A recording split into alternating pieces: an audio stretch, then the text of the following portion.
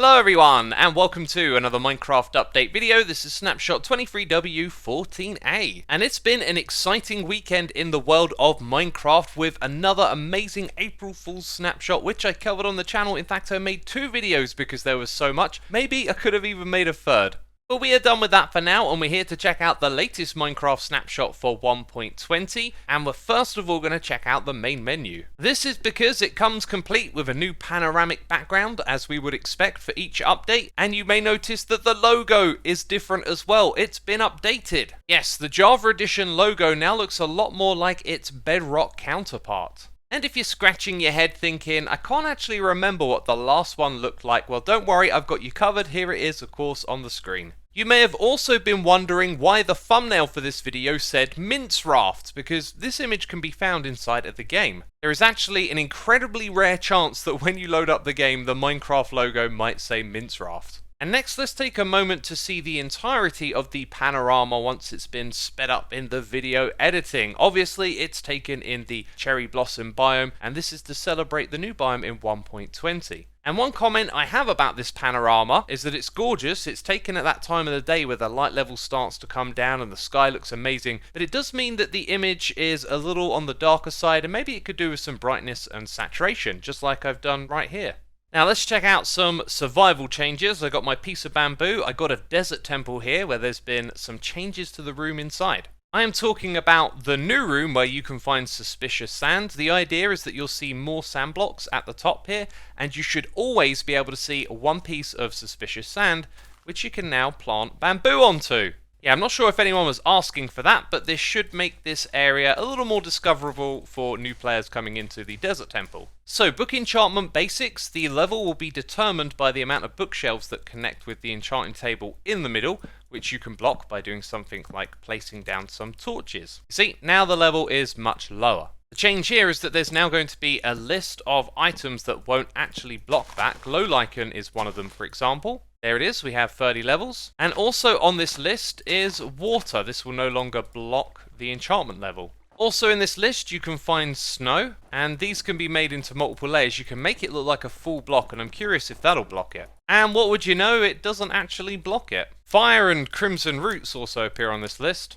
And I'll actually just go ahead and show you the entirety of this new tag list that's been added for those blocks. And there's also these enchantment power provider and transmitter lists. You could effectively edit these with a data pack and make other blocks power your enchanting table. And another new tag list is sword efficient. These are a large list of items that swords will actually be fast at breaking. And when rummaging around in the game files, I also found this template music disc model file. And I'm wondering, are Mojang laying down some of the groundwork for some future changes with music discs, maybe new ones? And on the topic of laying down groundwork and making changes, it's time to talk about Sculk sensors. We'll start with not such of a big change. It's the Sculk Shrieker, which can make a lot of noise, and you can silence it now just by waterlogging it. This will stop it from making any sounds. And you can also find it right here in the redstone tab in the creative menu.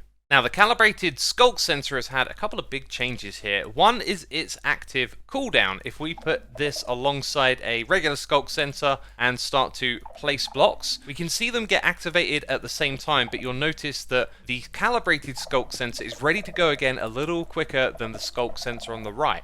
So its cooldown was previously 2 seconds, like the Sculk sensor, and now it's just 1 second. The Calibrated Sculk sensor has also had its vibration detection distance doubled. This used to be 8 blocks and now it's 16, so it can detect a signal from further away.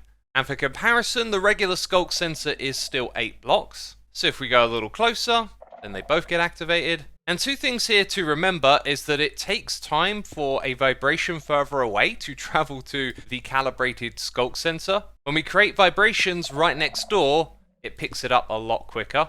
And also vibrations that are closer by create a stronger signal strength compared to when further away.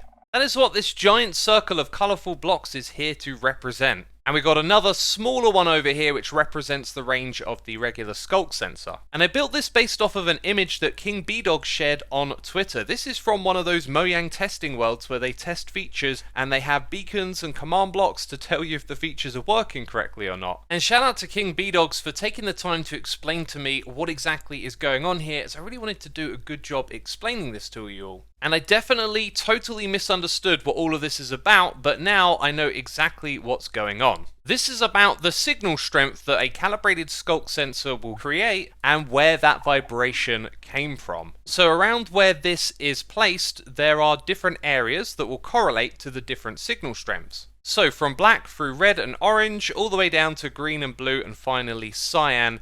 This goes from 15 signal strength all the way down to 1. The reason this change was made is because vibrations were previously counted in a circular or spherical manner. This means that different locations inside of an individual block could actually give you different signal strengths. Now it's going to be consistent. If the vibration comes from anywhere inside of this block, it will correlate to that signal strength. And if you are a Sculk sensor redstoner, then take a screenshot. This image is going to be helpful, as is this one, which relates to the regular Sculk sensor.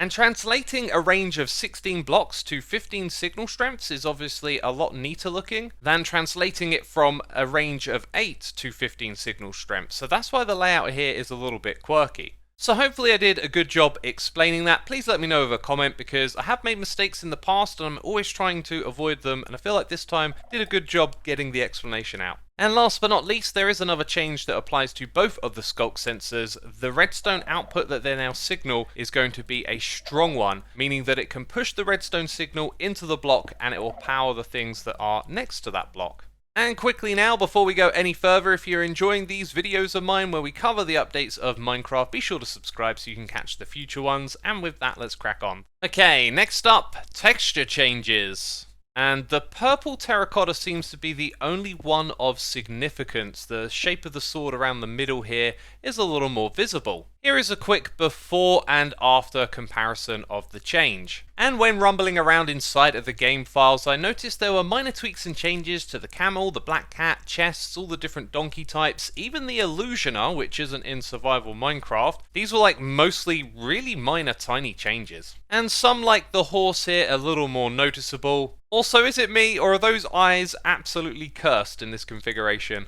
And the Minecraft cloud map was also changed, which reminds me I always play with clouds off. However, with my snapshot videos I do try to preserve the vanilla look of the game as much as possible, because we're talking about how it changes. Alright, next up, some technical stuff, and I suspect that Mojang might be laying down some groundwork for Java Edition to function a little bit more like Bedrock. You see, there are these files called .mcworld, and when you open them, they can essentially launch straight into a brand new world, maybe with a resource or data pack equipped, that kind of thing. And that means that you don't have to go through the Minecraft launcher, or even the main menu of the game. It's called Quick Play, and unfortunately I spent way too much time trying to get this to work. But as it says here, you'll be able to launch directly into a single player world, a multiplayer server, or even a Realms server. You can also create a log file of what happens when you use this feature. And there are some examples of these in action. The idea is that you would use them in the command prompt. And that is not to be confused with the Java runtime arguments or the Java executable that you see down here. I believe you use it something along these lines. You have a command prompt, you tell the Minecraft launcher to launch with some extra parameters. But after spending way too much of my time trying to get this to work, I kind of gave up, so I won't be able to show you it, unfortunately. And more technical changes in this snapshot. Loot tables now have a reference function, allowing them to reference other files in the game. There are also some new tags. We saw sword efficient earlier in the game, and replaceable plants has been refined into replaceable by trees. So now you know which blocks in the game will let trees grow through them. And we pretty much covered everything that you see in the technical changes, with the exceptions of signs that have click commands in them can now be interacted when the sign is not waxed. When it comes to bug fixes in this snapshot, a lot of them actually relate to those texture changes that I had already shown you. I also noticed that one of the bug reports in here was related to villagers being able to farm torch flowers. I didn't know that. And also the bug that I showed in my own video where the picture crop would pop off of the block as it turned into dirt, that was reported and fixed. So whoever reported that, thank you for doing so. And if you enjoyed this video, leave a like. Hopefully we'll be back next week with another snapshot. So thanks for watching, and I'll see you soon. Bye bye.